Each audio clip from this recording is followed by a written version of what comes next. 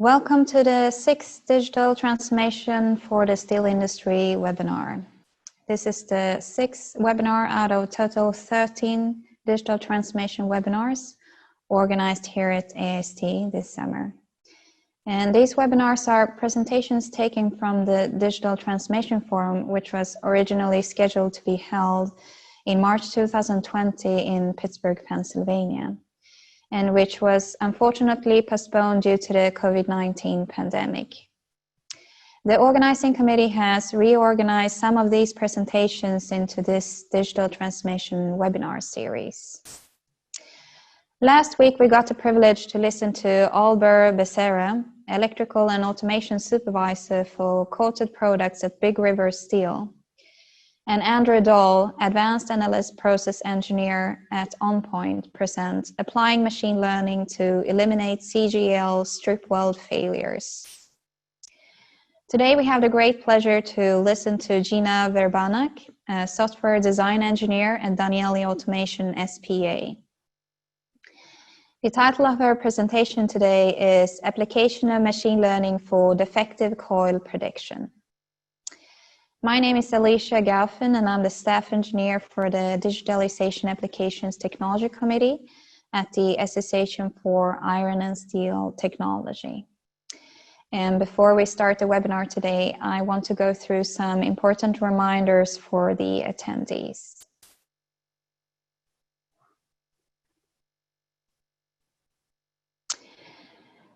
Please note that the audio for the attendees has been disabled.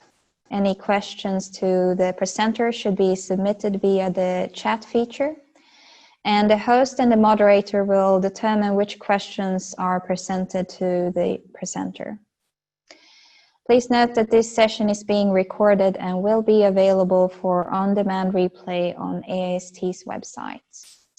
If you have any technical difficulties, please contact training@aist.org. Please note that photos or recordings of presentation is prohibited, and you will be provided a link to access presenter-approved presentations and recording following the end of the webinar. Due to the large size of these videos, please allow 2 to 3 work days before they would be available online. If you have noted that some of the previous webinars would not be available online, this is due to that we are still waiting for presenter approval.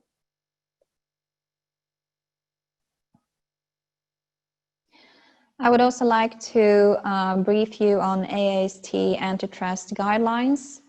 The AIST antitrust guidelines emphasizes the antitrust law that prohibits agreements between individuals to regulate prices and to hinder or limit a competitor.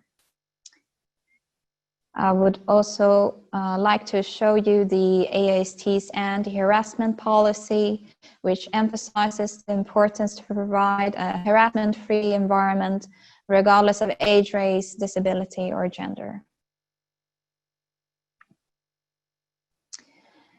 I would hereby like to introduce the sponsor for the event today, Danieli Taranis.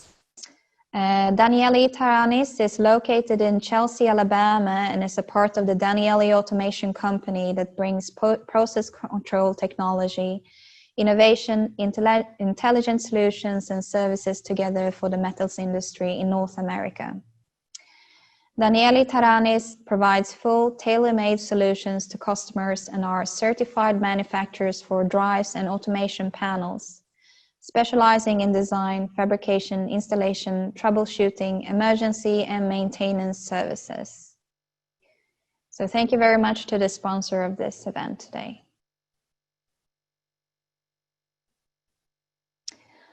I would hereby like to introduce the moderator of the webinar today, Phil Woodward, Sales Manager at Danieli Taranis, LLC. Phil Woodward is currently the Digimet Sales Manager for Danieli Taranis, LLC in Birmingham, Alabama, United States. Woodward has worked for system integration companies serving the metals industry for more than 30 years and has been involved with digitalization and Industry 4.0 since 2017. He holds a bachelor's degree in computer science and mathematics from the University of Manchester in the UK. And Woodward has been a member of AIST since 1995 and currently serves as the member of the AIST Digital Transformation Forum Organizing Committee. So hereby, I would like to give the word to the moderator of the webinar today, Phil Woodward. Thanks, Alicia. You made me sound old there, but I hope everyone is doing well today. As Alicia mentioned, I'm part of the core committee for organizing the digital forum. And again, we're sorry we couldn't provide an in-person forum this year due to the ongoing safety concerns. But we are, we're glad to be able to put on these webinars, and hopefully everyone finds them, informational and educational. We have another great webinar lined up today from Danieli Automation, which includes a specific use case from a steel manufacturer, which is always good. And hopefully by next year, we'll get to see you all in Pittsburgh at the Digital Forum in March 2021 in sunny Pittsburgh.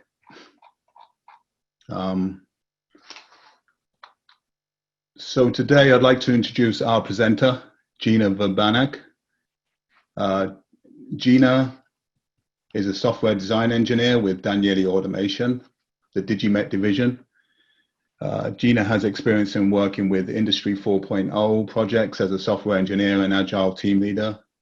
Verbanac previous work includes project leadership on a machine learning project for coil defect prediction. She has 6 years of experience as a software design engineer for melt shops and continuous casters, level 2s, and more than 5 years as commissioning engineer for continuous casting and cold mill level 2s. Gina's research interests include clean code principles, artificial intelligence, astronomy, and canine psychology and behavior, which I think means she likes dogs. Anyway, without further ado, it's my pleasure to hand this over to Gina in Butrio, Italy. Hi, Gina. Hello, Philip. Thanks for the introduction. Just give me a second to share my screen. Okay. So can you confirm you can see the screen? Yes, we can see it fine. Okay, I will start immediately. This webinar is about predicting coil defects ahead of time, before the coil is born, by using advanced machine learning technologies. In this webinar, we will expose our project results and followed methods and show that machine learning and steel plants can work hand in hand.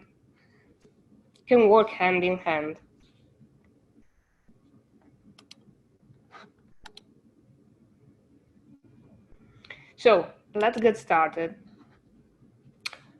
Today, on a daily basis, we read on how artificial intelligence, machine learning, data analytics are entering in all sectors all over the world and are becoming part of our lives. It is not the first time we meet and work with these new technologies. We already have a few models in production that are taking advantage of machine learning models. Those experiences showed us the benefits that can be brought also in the steel industry, like optimizing production, predicting issues before they happen, reduce the overall costs, and increment the product quality. In our portfolio of existing machine learning projects, a use case on quality prediction for flat products was missing. So we decided to implement it from scratch, side by side with a specific customer and a team of university data scientists. We seeked for a model that should reduce the amount of slabs subject to grinding after casting and a model that optimizes process practices in order to decrease the level of non-conformances derived from defect originated on the semi-products.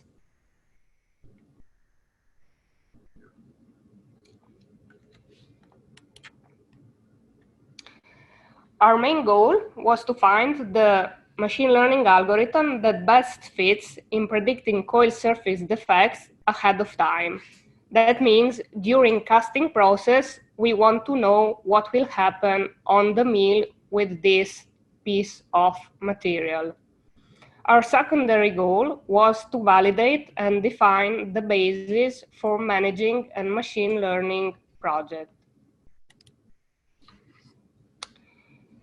They say 4 eyes are better than 2. So by putting together 6 eyes and 3 brains from different domains, you are starting to create a decentralized knowledge base.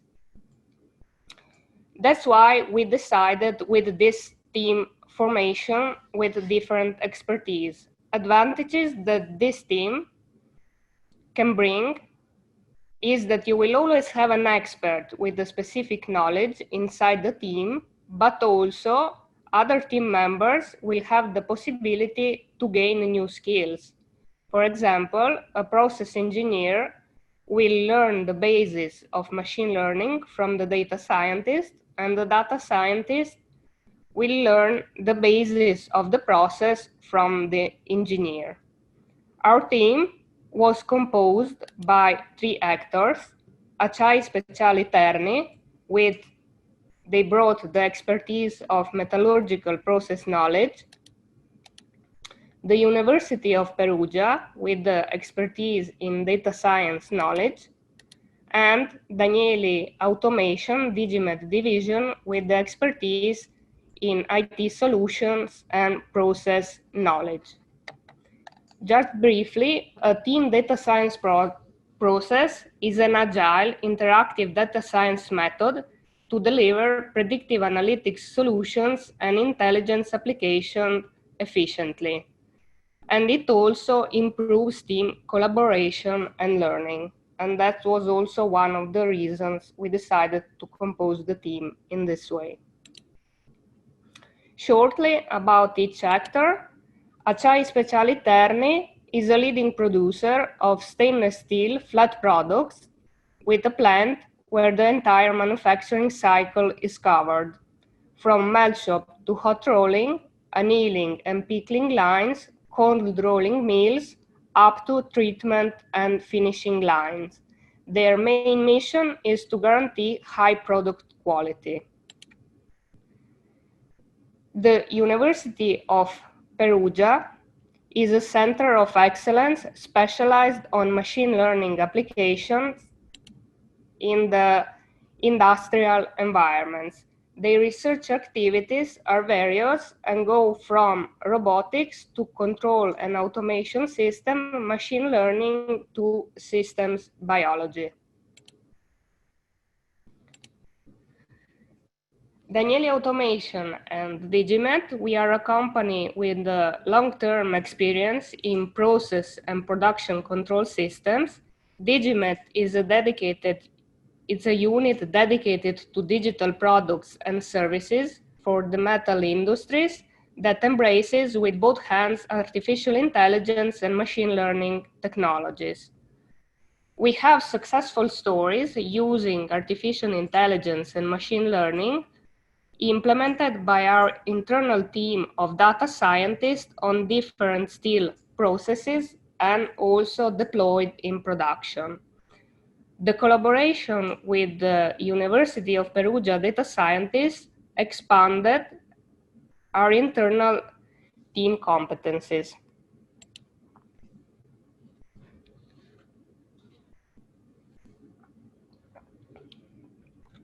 So, how we did this? First, we link the slabs of the CCM to the respective children coils. Then we took all available process variables associated to those slabs during the casting process and baptized them as features, the defects identified on the coils as labels, and fed them to train the model by using a supervised learning paradigm. Here comes the study. Together with Acciai Speciali Terni and University of Perugia, we started this journey in finding the best machine learning algorithm for predicting coil defects.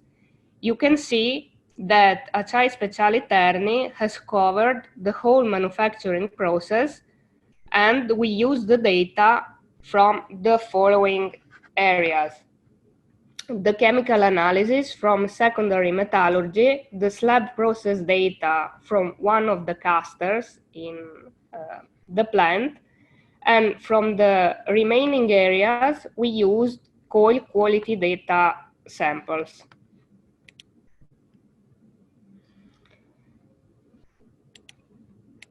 So in this work, the metallurgical causes of sliver's defect is predicted by machine learning algorithm using the process parameters of the casting machine. So in this work, we decided to concentrate just on the sliver's coil defect. The sliver's defect is a surface defect that typically has origin in casting machine due to sticking, cracks, depressions, slag entrapment, or caster recovery events. In extreme cases, sliver's defect can bring to holes formation during rolling, and this is also one of the reasons why it's important to predict it before the material enters the rolling mill. Here is our method. The MLOps method is a practice for collaboration and communication between data scientists and operation professionals to help managing production, machine learning, or deep learning life cycle.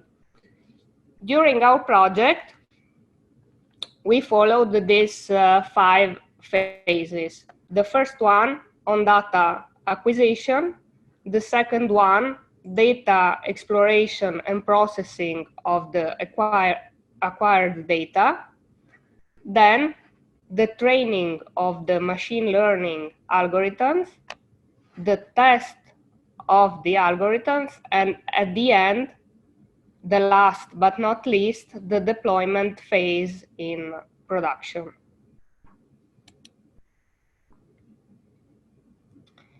So, before starting anything, we had to retrieve all the data, slab process parameters, and coil quality data.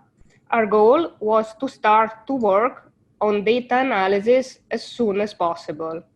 The fastest way to achieve this was to use our existing Q3 intelligence system installed on site, where the slabs with their respective process parameters were already present, with automatic acquisition of new data set.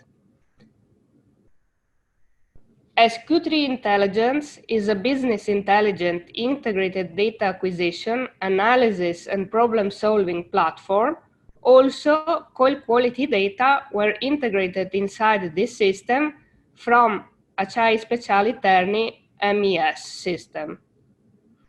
Then, from the Q3, we were able to generate in an automatic way a big Excel containing all the necessary data to start. Our initial data set contained 20K of records. It means more or less 8 months of data. 209 process variables were considered. Each variable was described by 4 statistical indexes: mean, maximum, minimum, and the standard deviation. This means the input vector was composed by 836 features, 209 variables per 4 statistical indexes, and we added an extra 5 variables encoding slab level information. For example, like position of the heat inside of the sequence or slab position inside of the heat. The sliver's defect was taken into account in 16 coil processing areas, and the coil was considered okay if in none of the areas the defect was identified.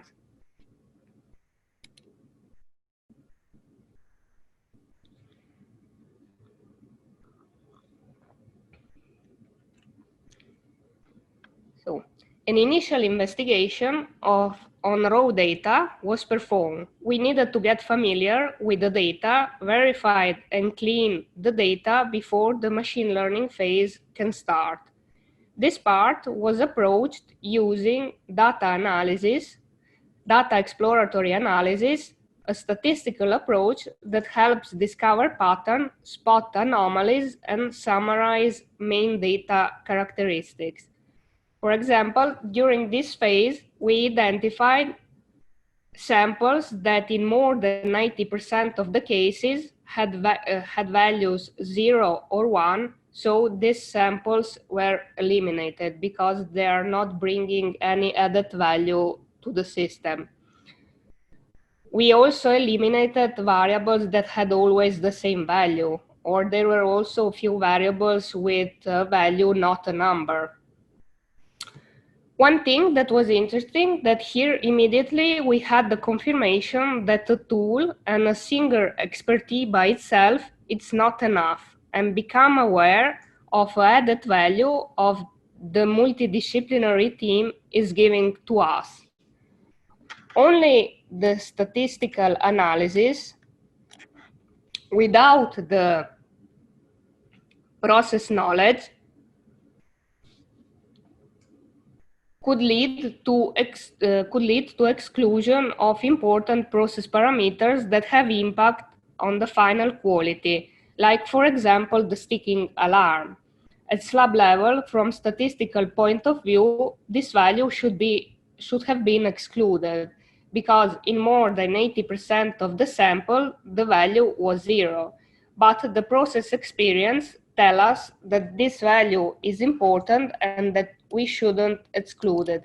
That's why on these parameters and parameters like sticking alarm, it's important to dive deeper and use more advanced tools to analyze the value before deciding to exclude it from the analysis. Of course, that we had to normalize the data to be able to compare them. And the usual statistical methods and functions were used to do that.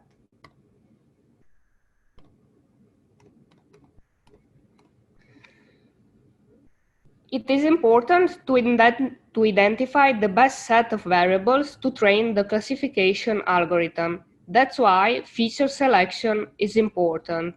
We wanted that our set contains only meaningful data for predicting coil defects.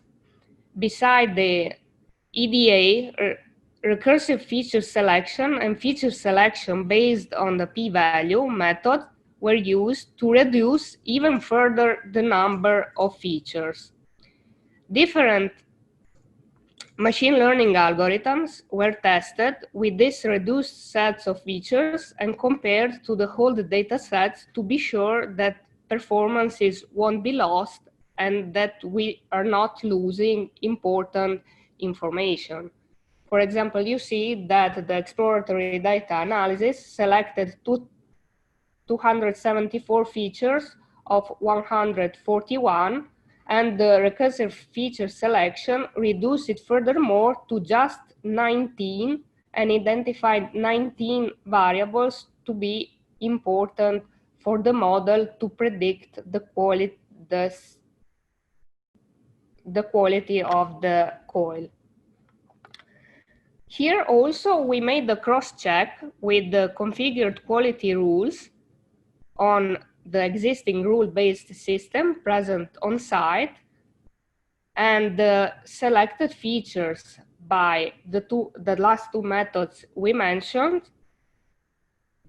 had a positive match. So it means that the algorithm defined the features as important, the process parameters, and that those parameters are now used in a rule-based system written by humans and by process. And this gave us confirmation that we are going in the right direction.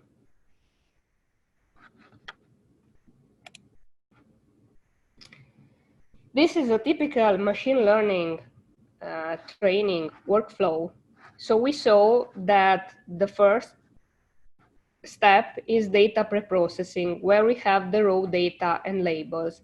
Then these data are divided in a trained set and a test set. A test set is a small portion on the whole data on which we want to test the trained algorithms. Then in the training phase, the algorithms are learning and we are making the cross validation. Then the test phase follows, where the final model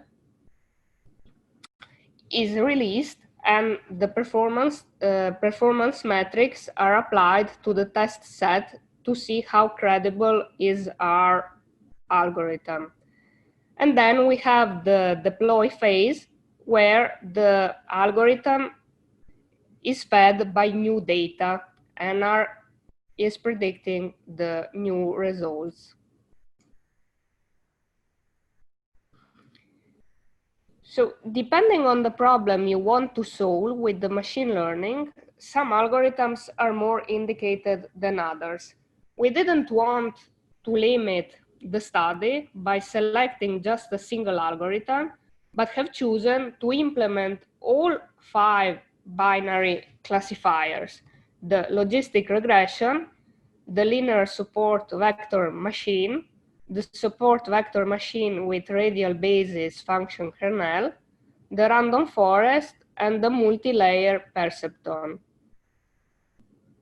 We are seeking for the one that best suits our needs and performs best to solve our problem.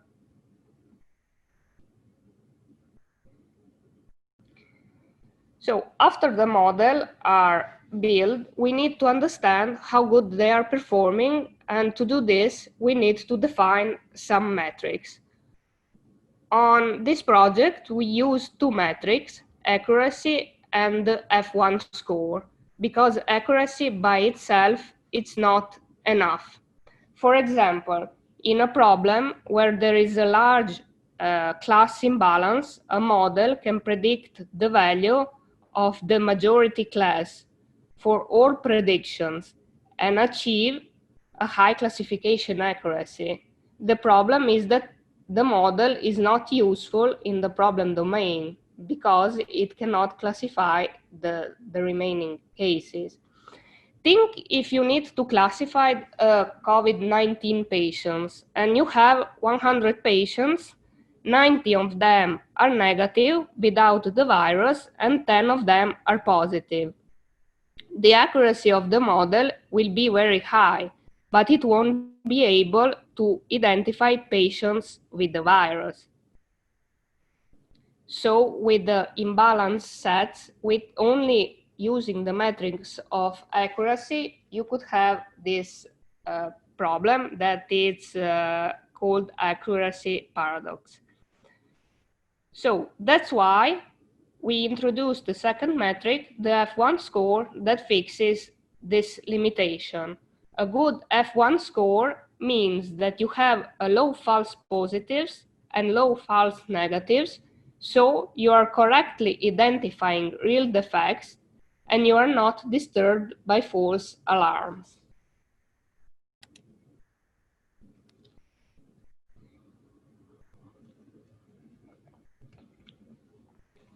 So now we come to the results of our study.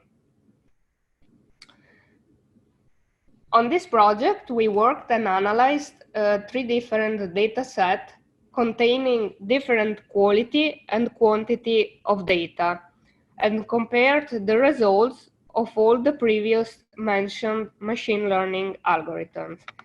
The first data set contained the data aggregated by slab level. This means that each process parameters was described only by 4 values: minimum, maximum, average, and the standard deviation, and this for the whole slab.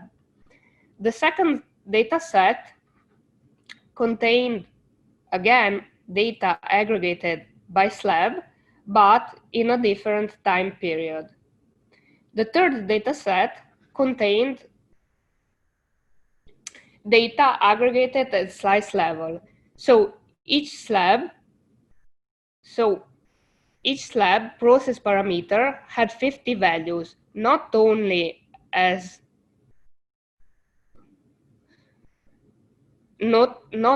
one as in the previous data sets. The slab was divided in 500 millimeter slices, and on each slice, the aggregated value was calculated.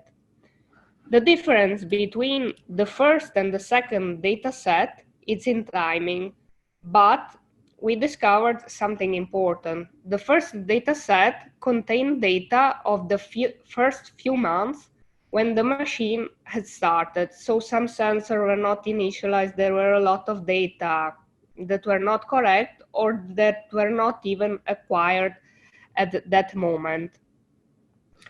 And seeing the different result between the two data sets, you can see that this is an important thing because it means that the data have to be clean. We can, in the second data set, we excluded those first few months data and also extended the data set by acquiring new data and made the training on this data where the results were more promising than on the first data set. So we can deduce that the quality and quantity of samples is very important to obtain better performances from the machine learning algorithms. Here we can see the accuracy and the F1 score for the training and for the test set. For these results are related to the third data set, those that had slices of 500 millimeters. So we had a higher quantity of data. And from here, we can see that machine learning perceptron and random forest are performing best. We also observed that performances are 10% higher for machine learning perceptron using slice data, nor by using slab data. And this means that the quantity of data is also important. And more samples you have, better results you obtain. We were aware of the small quantity of data, but nevertheless, we wanted to try recursive neural network because we wanted to see if we can obtain better results by modeling time correlation between slices. Even with this limited quantity of data, performances are promising and indicate that further exploration by incrementing the quantity of data could bring us on the right way.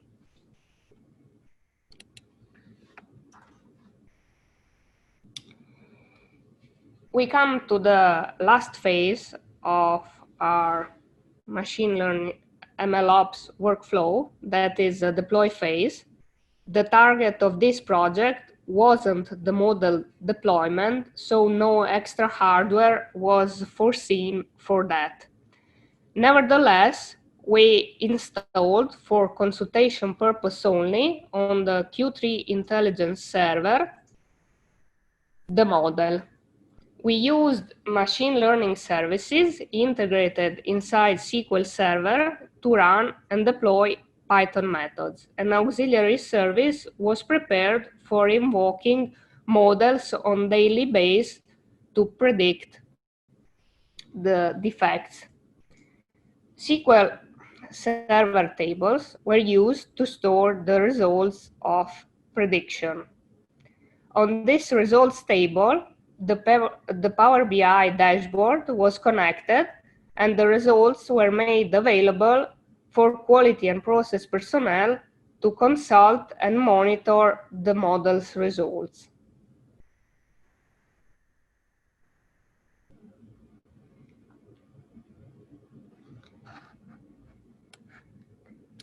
So, as with our already existing artificial intelligence and machine learning use cases and deployed solution, the results of this study are promising and confirm once more that these advanced techniques are a valid ally in the steel industry.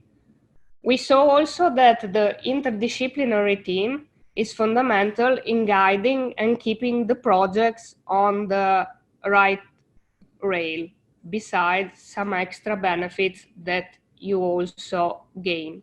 We saw also that the quality of quantity of data to train the algorithms is important to gain higher performances and more accurate predictions. We saw that the best results were with data by slice, where the quantity was much higher than with data by slab.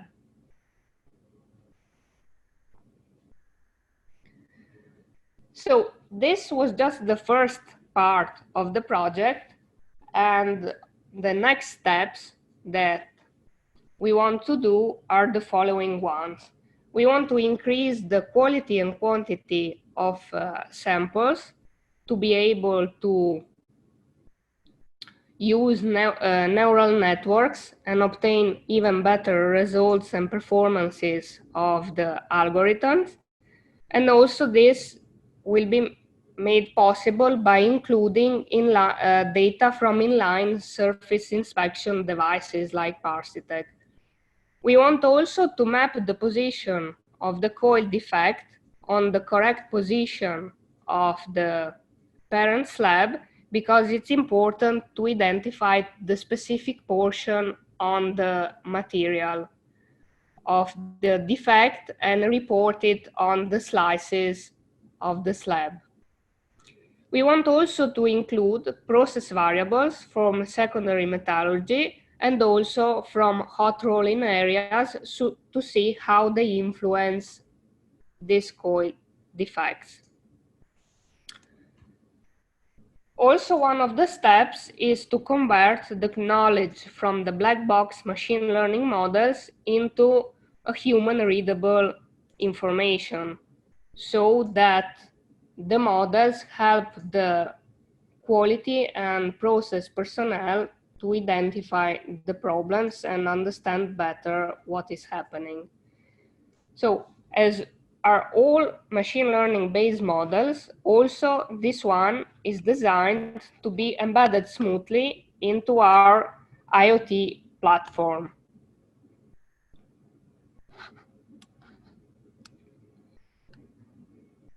By integrating the model inside the platform, the model itself becomes a living part of the operating workflow and brings even more added value into our concept of the intelligent plant.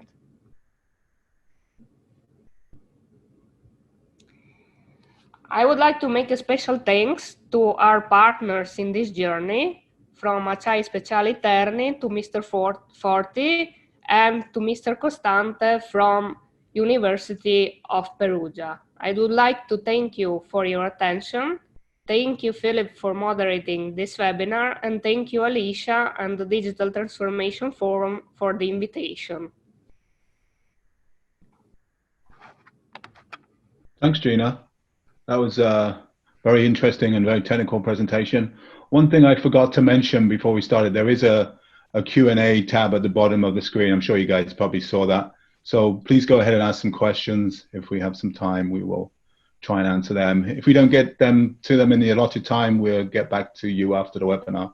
But during the forum organization, we had a selection of questions submitted to us from prospective attendees. So I'd like to see if we could answer get some answers to some of these questions first. The first question, as we all know, it's always difficult to get going on these digitization projects. So, Gina, how do you suggest companies get started on these projects? So we suggest to prepare a list of problems that you want to solve or improvements you want to make on a specific process in a specific area, and to work on this. For example, like we did in our project where we wanted to improve coil quality in service of reducing overall non-conformities. Then you should organize a round table with a data scientist and IT specialist to discuss these use cases and choose the most promising one. You can choose internal team if you have the personnel, or external team. It's up to you. One thing, if you decide to work with external personnel, it's a good idea to involve your people, especially the ones that know the process and peculiarities of a chosen use case. Then a team is formed, and you can start to work on this small project and on this single use case you defined. The return value with this approach is that you will see the results in a short time, and you will see if the machine learning can really help you in your case. You will understand better the data and how to gather them, the sources, and also the quality of data. Internal personnel involved in the project will gain new skills, and you will be able to identify potential bottlenecks ahead of time in a way that when you plan a long-term project, you can include this lesson learned there and make it better and easier. Okay. What did you find with the data scientists? Did they come from, are they trained data scientists within steel mills, or where did the data scientists come from during this project? From our project, we had internal data scientists that we have in Danieli Automation, the dark division, and we also worked with the data scientists from the University of Perugia. Okay, so what was the time frame on this project? What sort of are you looking at months? How many months was this project? So this project it was 8 months long. Okay. But we started to see the first results in a very short time. From the start to the end, we had the 8 months, but the algorithms were refined or so. The first results and the data, we saw it in the beginning, immediately after we prepared the raw data. Also with the first analysis, the exploratory data analysis that I said before, and the feature reduction, we discovered a lot about the data that we were working on. Okay. The second question, following on from the first question, really, we need the management buy-in with return on investment. In what area of steelmaking do you believe there are the biggest opportunities for digital transformation with the biggest payback, a measurable payback? So we think all the areas have improvement possibilities, and all the areas could take advantages of these new technologies. We already have some success stories that can prove this. For instance, our Q-melt package in the EAF furnace that provides concrete advantages in melting operations.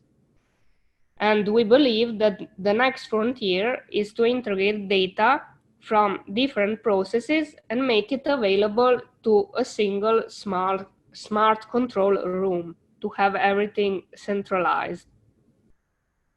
Okay. A third question is, how are enterprises implementing digital transformation in the steel industry? So, as far as we are concerned, there is no standard defined yet. there are various possibilities. The best would be to start with a digital maturity assessment. For example, we are supplying a platform that is modular and scalable. So it's oriented toward customers that have the possibility of big investments, also in a data lake and cloud technologies.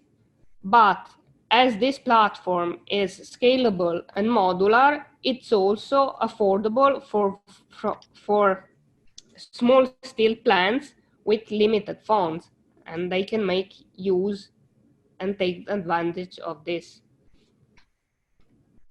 Okay.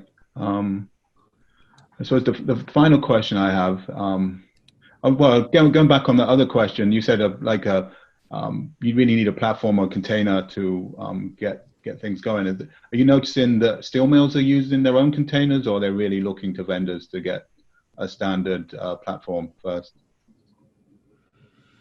But usually it's difficult that a single steel plant goes with creating its own container.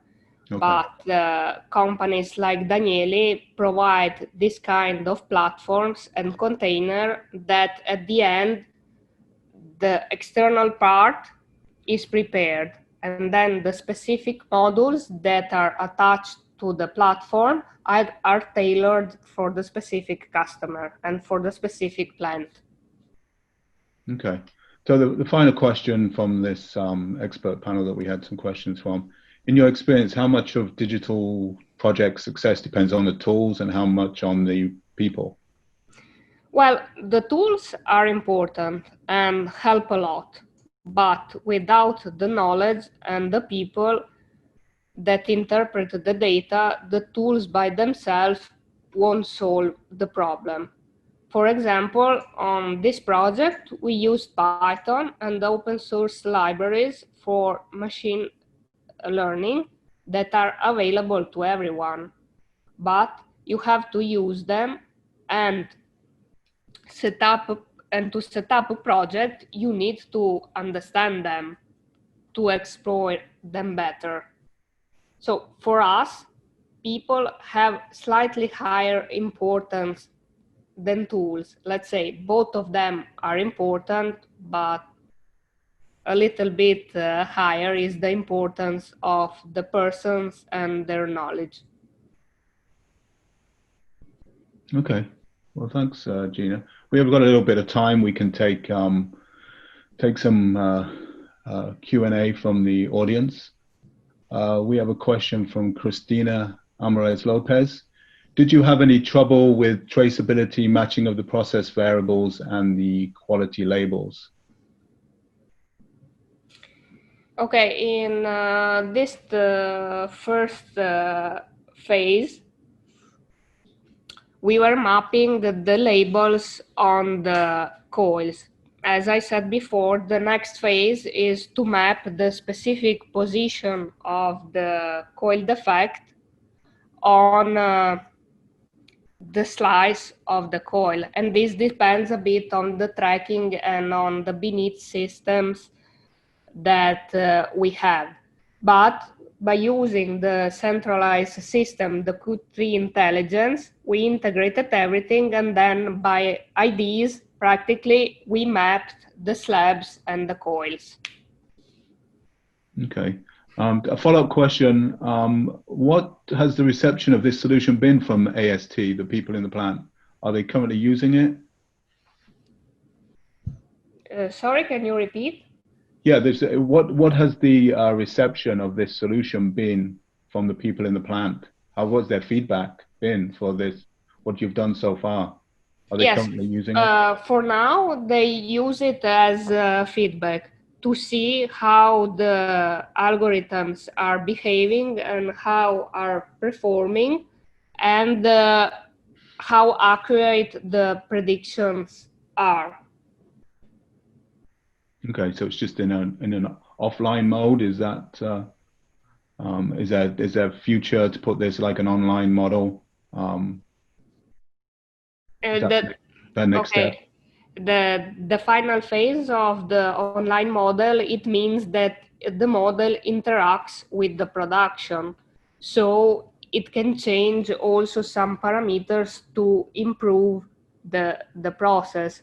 For now, the model is online, but it's not interacting with the other systems. Okay. And it's used as support for the process and quality people. Okay, so it's online, but not interfacing with the production systems. What? Another question from Mr. S.p.A. What is the typical lifetime of a machine learning model of Danieli and the payback period? I know you said it took 8 months, but what is a typical? Is that a typical lifetime of a machine learning model? And what is the payback period?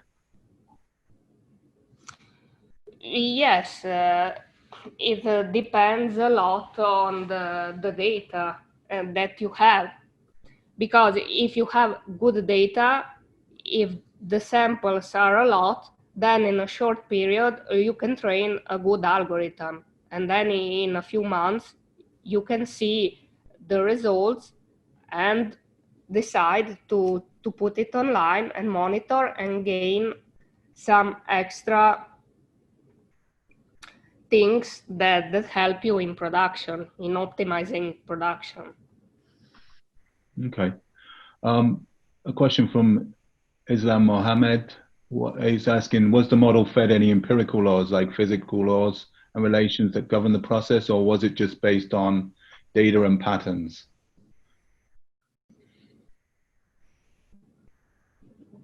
Did you get that question? It's asking whether any empirical laws were used in the model, or is it just based on the data and the patterns?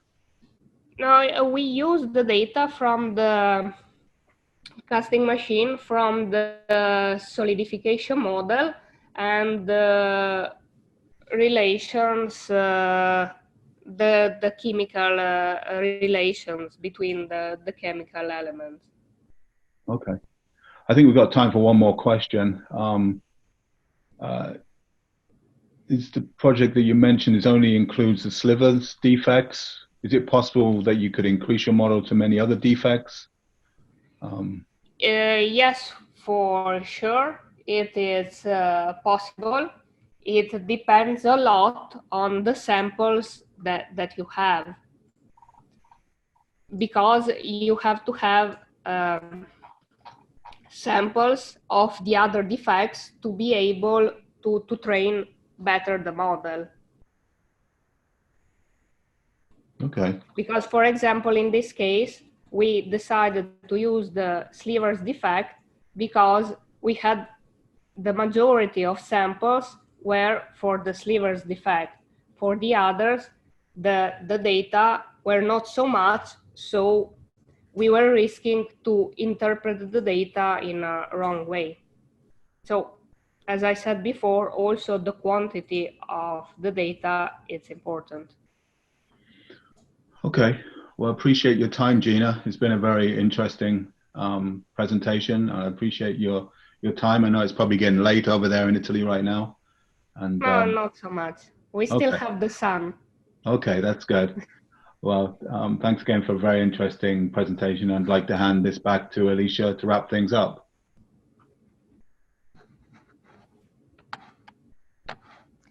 Thank you very much, Phil. And thank you very much, Gina, for a very informative presentation. So the presenter will follow up with the questions, the other questions from the chat box here. And before we end the webinar, I want to also inform you on some upcoming webinars here at AIST. So the next upcoming webinar here at AIST is advice for the steel industry's young professional on navigating the marketplace. And it's scheduled on Tuesday, 21st of July, between 1 and 2 p.m. Eastern Time. The next upcoming digital transformation webinar is scheduled on Wednesday, 15th of July, at the same time as today. And the presenter is Gianluca Macani from BM Group, USA. And the title of his presentation is Digitalization through Smart Robotics, Machine Vision, and Advanced Automation. So please make sure to register for the upcoming webinars. I also want to inform that the Digital Transformation Forum for the steel industry is going to be organized 15th to 17th of March 2021 at the Omni William Penn Hotel in Pittsburgh, Pennsylvania.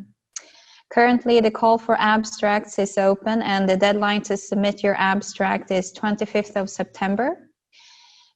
So to be able to submit your abstract, please visit AIST.org. Then go to Conference Expositions, Technology Training, Digital Transformation Forum, and then Abstract Submittal. So I would like to thank everybody for attending the webinar today. We are looking forward to seeing you at upcoming webinars. I would also like to thank the sponsor for our event today, being Danieli Tanaris, and be safe. Thanks, Thank you, everyone. Thank you. Thank you. Bye. Have a good day. Ciao.